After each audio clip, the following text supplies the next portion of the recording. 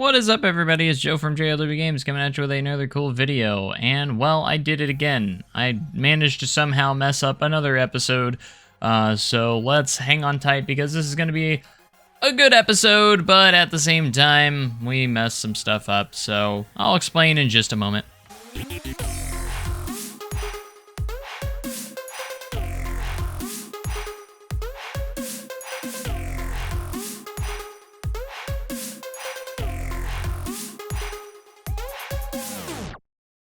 Alright, so you might be wondering, what did you mess up, Joe? Well, apparently I didn't have enough space on my hard drive, even though I deleted some footage on my hard drive to clear up space. Well, turns out I didn't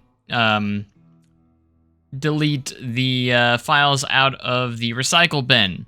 So, you're seeing a little bit of footage here. It recorded about 25 minutes of footage. And it was probably close to 2 hours of footage of what it was supposed to be. So it's a little bit frustrating, but yeah, so I have a little bit of footage to show you here of what we have. And then at the end, afterwards, I'm just going to kind of explain everything that I did do, because that's all we have, that's all we can really do. So I apologize for this episode being abnormal and kind of different from the other episodes, but that's kind of how it is.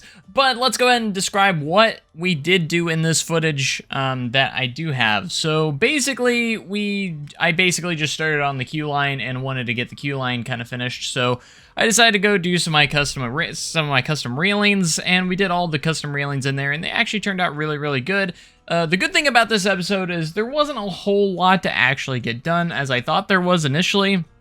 I probably could have got this done within the last episode if I would have just taken a little bit of extra time, but it's okay. We were able to do a couple of nice minor or extra details here, because there were a few challenges that I had to tackle in this episode that were a little bit challenging, like the queue line heading into the station. We had to kind of reroute and redo a little bit. We had to make some other things happen, and it was just kind of a fun, interesting time. So, with that being said, there's not a whole lot of footage to go over here in this time-lapse. Again, it was only 25 minutes, and of course, we are in a time-lapse, so it's not even going to last that long. So, I hope you guys have enjoyed the series. I know you guys have been anticipating the next episode, and I'm sorry that I messed it up another episode again.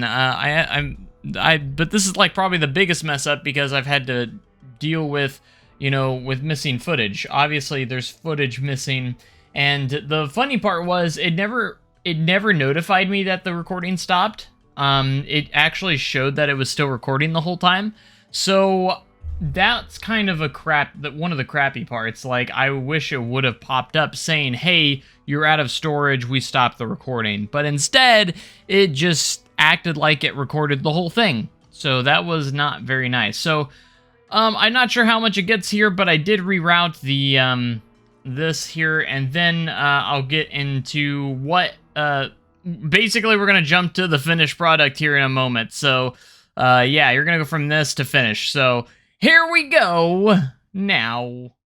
Alright guys, so this is what the finished product is like. I know is a little bit anticlimactic that we just go from a little bit of a time-lapse straight into completely done from the rest of the episode, because again, that was just kind of bizarre how it decided to just stop recording, but yeah, here we are, year 48, I'll just kind of walk over everything that we kind of did. So you did see that we did work on the queue line here a little bit, it did some coverings, and all that fun stuff, and then we rerouted the queue line to go, instead of going up and over, we had to go up, over, and then do a little curve down, and then curve around the entire thing. This is the only logical way to get it to work that involved this train to have decent clearance, because obviously I had some clearance issues and everything like that. And then I ran into another issue of how am I going to support this with that like that. So I got these continued like the structure of the steel beams and made it go around. And I said, well, that's kind of awkward having there, so let's put it as a little shade area for the queue. So it actually covers the queue line and actually covers the track a little bit as well. So it actually kind of works as a little shade and as a shade for the queue line, but it also helps support the queue line going up there as well.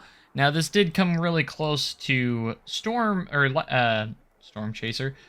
No, Lightning Chaser's queue, but we did figure it out to where, like, yeah, they're right up against each other, but it does work this way, which is definitely a good thing. As you can see, guests are finally starting to come on here. So we did make a few adjustments. We did get work on the fencing here and just kind of put some rock work around the trench here, as I'll call it, and everything like that. We did add some more foliage, and we also added some water features when it comes across this turn. You're going to see this splash up on each one. It has triggers. So we also added that in there, which was pretty cool. And of course, we have everything connected now with all that as well. So as you can see a train rolling out, we're going to go ahead and hop on this train, and I'll give you guys a little overview. Let's go ahead and turn off stage depth so it doesn't look too weird. To give you guys a quick unedited POV here. I probably start doing POVs on these again. I know you guys are probably have wondered where's Lightning Chaser's POV, because I haven't done that one yet. So I'm thinking about doing that one here pretty soon, and then we'll probably do this one as well. So coming around here, it does look pretty nice because it seems higher up than you would expect. Again, I've said it before. I hate how it goes so fast over the edge like that. It's kind of weird, but because in real life they're actually slow. But it is the ride itself, the raid layout and everything in itself. I think turned out really, really good. You know, it has some unique factors being a B&M dive coaster. It's not your average dive coaster. It has some unique elements for a dive coaster. So even though it's not super tall or fast, and it goes over the water here, you can't see it on ride, but we do have those water features, which is pretty cool. And it's not a super long ride either. You know, we had to pack it into a very small footprint, so that was another thing we had to accomplish that made it a little bit on the difficult side of things, but I think it turned out really good. I'm pretty satisfied with the area. I think it turned out really nice, and we also named it Sea King, as you can see our entrance here. No, it's not going to be named Sea Cow. That was just a kind of a for fun thing. Sorry, Cow Goes Moo. I know you were expecting that, and to be named Sea Cow. You know, I don't know why you guys wanted it named that, but in all seriousness, I kept it pretty close. Sea King, I'm pretty sure that's a Pokemon in Pokemon, but that's okay. I thought it sounded pretty cool, and it goes with the theming pretty well. So I don't know if there's actually an animal called Sea King. There might be. There might not be. I'm not entirely sure. Someone fact checked that for me. But I just thought it was a nice name, or good name for this area. So I know some of you are going to be outraged that I renamed it from Sea Cow. So, but I'm okay with that. I can live with that. So, but hopefully this will be a capacity monster to where we don't have to worry about too many guests getting backed up in line. I don't think we will. I think we'll be okay. So I want to show you guys the water feature real quick. It's nothing too spectacular, but it is still pretty kind of pretty. Wait, what am I trying to say? It's still pretty cool. Okay, it's still kind of a cool thing. So so it's gonna go through the 0G roll, and then you're gonna go across the water. We'll go sploosh, sploosh, and sploosh. So just kind of a nice little water feature to finish off the ride. I think it was fun. So all right, guys, there it is, and that's gonna about do it for Sea King, our new B&M dive coaster for the 2028 season.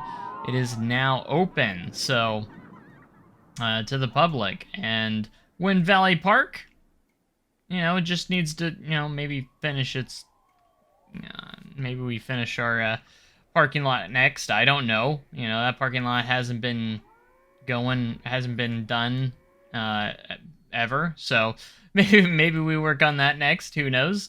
But yeah, Wind Valley Park still going strong, guys. We still have 2 more episodes of the season, and hopefully I'll get those out sooner rather than later. Thank you guys so much for your patience on these episodes. I know you guys really enjoy this park and everything, so I'm glad you guys have enjoyed it just as much as I've enjoyed building this park. So yeah, I will see you guys in the next episode. Sorry that it was kind of a messed up episode. I'll try and do better next time and double check to make sure I have enough space on my hard drive. So hopefully that does not happen again. But stay tuned for some POVs coming soon your way. So hopefully I'll get those out pretty quick, and hopefully we'll be streaming quite a bit as well. So make sure you're there for the live streams. Make sure you don't miss the uploads. Make sure you comment, like, and subscribe for more amazing content like this, guys. I'm going to catch you guys in the next live stream or video, whichever it may be. And make sure you have a great day and even cooler tomorrow. Thanks so much, guys, and goodbye.